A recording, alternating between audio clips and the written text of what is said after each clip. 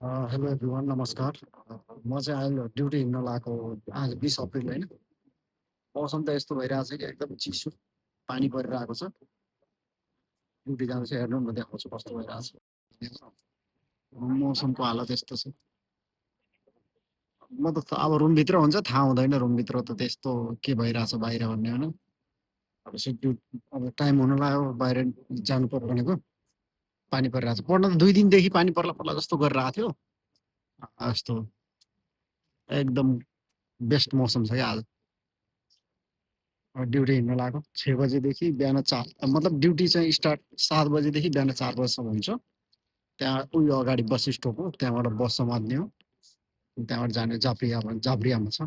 अनि त्यहाँ अगाडिबाट फेरि तपाईँको के भन्छ सालमिया ब्लक 9 यो यतापट्टि सिग्नल छ, अपोलो सिग्नल बस स्टप हो। यहाँबाट बस सिटी जान सालमिया त सेन्टरै पर्छ।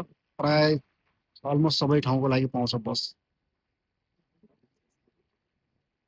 अब हामी यस्तो सिटी बसमा छ क्या, हेर्नु म यहाँबाट भित्र जान्छु। भित्र जाने यहाँबाट टिकट लाग्ने। अँ, अब टिकट लिएर यहाँबाट भित्र त हिँडेर जाप्रिया जानुपर्छ। यो ब्रिज माथिबाट क्रस गर्ने। अनि हामी चाहिँ ड्युटी जानलाई यहाँबाट लगभग त्यही तपाईँको 20 मिनट 25 मिनट हिँड्नुपर्छ। आरामसँग हिँड्यो भने 25 मिनट, अलि फास्ट हिँड्यो भने 20 मिनटमा पुग्छ। त्यहाँ ब्रिज पारिबाट जानुपर्छ। कस्तो छ हामी सिधा अगाडि जानुपर्छ हिँडेर। मौसम आज बेस्ट छ। हेर्न सक्नुहुन्छ मौसम त बेस्ट छ अहिले एकदम। यस्तै मौसम भयो सदाबार कतिर आउनुहुन्छ। अब गर्मी चालु हुन्छ, जुन जुलाईमा लास्ट गर्मी हुन्छ। यहाँ चाहिँ त सालमियाबाट आएको पानी परिरहेको छ। यो जाब्रिया हो। जाब्रिया साइड कति ब्लक 5 कुनै ब्लक कति हो 5 हो कति त्यतिजनाले थाहा भएन मलाई पनि। यो हो जाब्रिया साइड ब्लक 6 कि 7 को किचन पार्क हो यो। यहीँ तल अन्डरग्राउन्डमा छ क्या हाम्रो डेलिभरी रेस्टुरेन्ट, यो किचन पार्क।